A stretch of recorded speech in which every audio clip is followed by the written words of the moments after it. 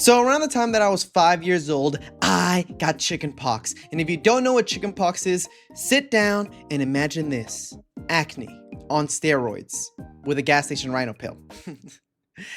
And what makes chicken pox so bad is that it's not just on your face, it's throughout your entire body. And it lasts about a week. This is the type of disease that you wouldn't even wish upon your worst enemy. I take that back. Actually, I take that back. This is exactly what you would want to hire a Facebook Marketplace witch to like cast a spell on your worst enemy so they get chicken pox. This is that type of stuff. And I had it. And look, I'm not the world's greatest detective, but I was 5 years old. So I only ever was either at school or at home. So that means someone at school gave me chicken pox. And whoever it was, to this day, I pray that you drop a crispy $20 bill on the ground and you keep walking. And then somebody else stumbles upon it and they pick it up and they're like, score! I'm taking this somewhere nice. And then they go and buy some good food with it. Anyways, let's rewind back to 2008. Or 9, I don't really know. So there I was, jumping on my bed while listening to the Gummy Bear song.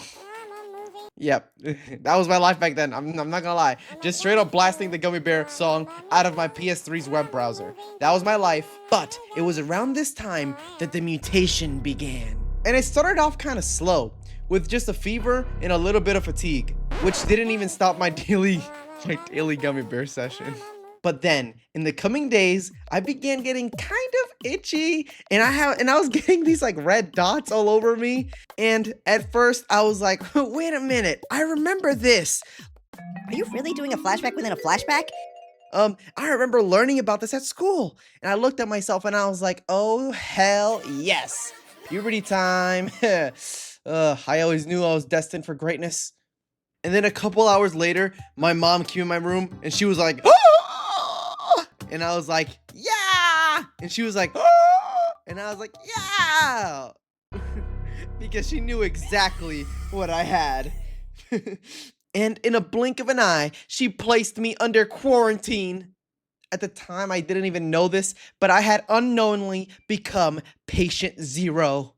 And the next day, I realized this was no joke because the chicken pox had spread throughout my entire body and the fever only kept getting worse. And look, I am not exaggerating when I say this, but this was genuinely the itchiest I have ever been in my entire life and the itchiest I probably will ever be in my entire life. And right before I could even scratch myself, my mom told me that no matter what, I was to not scratch myself because it would allegedly make it worse.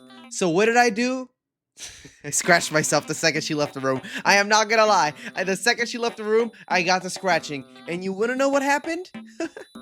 It got worse. It got way worse. It began getting worse. It's almost as if I was told that this exact scenario would happen if I scratched it. Whoa, who would have thought? And then in the coming days, it didn't get any better. Okay, for my own sanity and for your own beautiful eyes, I will not draw this. But I started to get chicken pox inside of my mouth. It was torture straight out of the 9th circle of hell. I couldn't even enjoy chicken anymore. And there were days where I didn't know if I could make it to November 13th. To see the release of the Gummy Bear album with lots of music, videos, and extras. But as hope was running out, my grandma came in with medicine. And quick random tangent here, but this was the strangest medicine I have ever seen. It was like some random ass blue dye, and she just kind of poured it all over my skin. So I was just sitting there all blue and red. Bro, I was on that bed feeling like Papa Smurf. Then a couple more days of chicken pox later, I was healed.